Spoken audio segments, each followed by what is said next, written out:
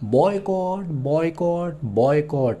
असल में हम बायकॉट क्यों करें किसी भी इंसान का, सेलिब्रिटी का, कंपनी का, मूवी का या किसी और धर्म जाति का। आजकल ये स्कीम आम हो चुकी है। जब भी कोई किसी सेलिब्रिटी, मूवी, कंपनी या समुदाय का विरोध करना होता है तो उसका बॉयकॉट करना शुरू कर दिया जाता है।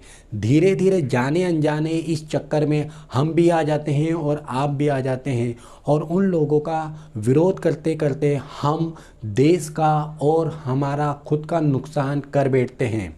इसलिए इस वीडियो में हम जानेंगे कि किसी भी चीज़ का बॉयकॉट करने से पहले हमें क्या सोचना चाहिए, हमारी मेंटलिटी कैसी होनी चाहिए, हमारा रिएक्शन कैसा होना चाहिए, ताकि हम गलत चीज़ का बॉयकॉट ना कर दें और उससे हमारे देश या हमारा खुद का नुकसान ना कर बैठें। दोस्तों, बॉयकॉट की शुरुआत हुई थी अंग्रेज़ों के टाइम पे।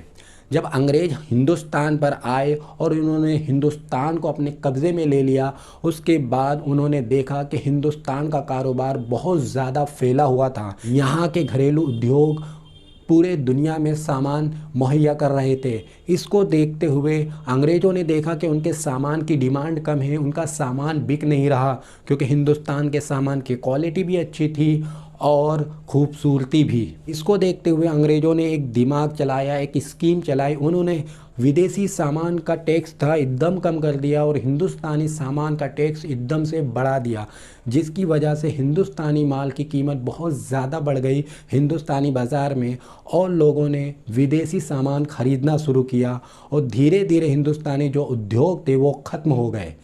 जब स्वतंत्रता सेनानियों ने अंग्रेज़ों के खिलाफ मुहिम चालू करी तो उस वक्त उनके दिमाग में ये बात आ गई कि किस तरह से हिंदुस्तान की सनअत व हरफत, हिंदुस्तान के कारोबार को अंग्रेज़ नुकसान पहुंचा रहे हैं और उन्होंने बॉयकॉट, विदेशी सामान का एक प्रचार शुरू किया। लोगों को समझाया कि हिंदुस्तान का सामान खरीदें, हिंदुस्तान की चीज़ें खरीदें, ताकि उससे हमारे देश का, हमारे देशवासियों का फ़ायदा हो और विदेशी सामान का बॉयकॉट करें।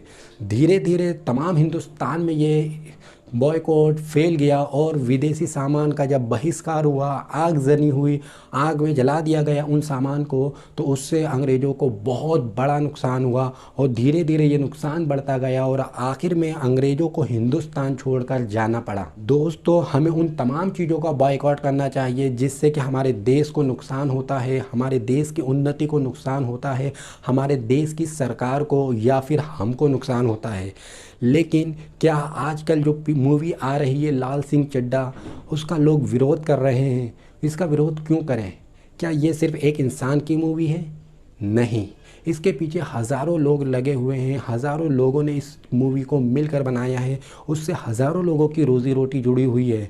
अगर हम उस मूवी का बॉयकॉट करेंगे तो सिर्फ हम उस एक इंसान का नहीं बल्कि उन सभी लोगों का बॉयकॉट कर रहे हैं जिनकी रात दिन की मेहनत की वजह से एक मूवी बन के तैयार हुई। इसी तरह से हम कई सेलिब्रिटीज़ का, कई समुदाय का, कई कंपनीज़ का बॉयकॉट करते हैं। लेकिन जब भी हम बायकॉट करें किसी चीज़ का, उस वक्त ये ज़रूर सोचें, क्या इससे देश को नुकसान होगा, क्या इससे देश को फ़ायदा होगा, क्या ये बॉयकॉट करने से देश को या हमको नुकसान होगा। अगर हाँ, तो हमें उन चीज़ों का नुकसान कभी नहीं करना। दोस्तों, हमारे देश में बनने वाली चीज़ें, हमारे देश के उद्योग, हमारे देश के लोग, हमारे देश की कंपनीज़ का हमें कभी भी बॉयकॉट नहीं करना चाहिए। हो सकता है कि उस कंपनी में कुछ चीज़ें फेरबदल की गई हों, कुछ चीज़ें ख़राब हों, लेकिन उसका बॉयकॉट करने से हमें और हमारे देश को ही नुकसान होगा। लेकिन जिसका बॉयकॉट करने के लिए हमारी सरकार कहती है उसका बॉयकॉट ज़रूर करना चाहिए। जैसे कि चाइना की बनी हुई चीज़ों का बॉयकॉट। हमारी मोदी गवर्नमेंट ने कहा था कि बॉयकॉट करो चाइना की बनी हुई चीज़ों का, बॉयकॉट करो चाइना में बने हुए एप्लीकेशन का। हमने किया, उससे उनका नुकसान हुआ और हमारे देश में बनने वाली चीज़ों का फ़ायदा हुआ। तो दोस्तों, कभी भी किसी भी चीज़ का बॉयकॉट करें तो उस वक्त ये बात ज़रूर सोचें कि उससे उसका फ़ायदा या उसका नुकसान कम, उससे हमारे देश का नुकसान ज़्यादा होगा।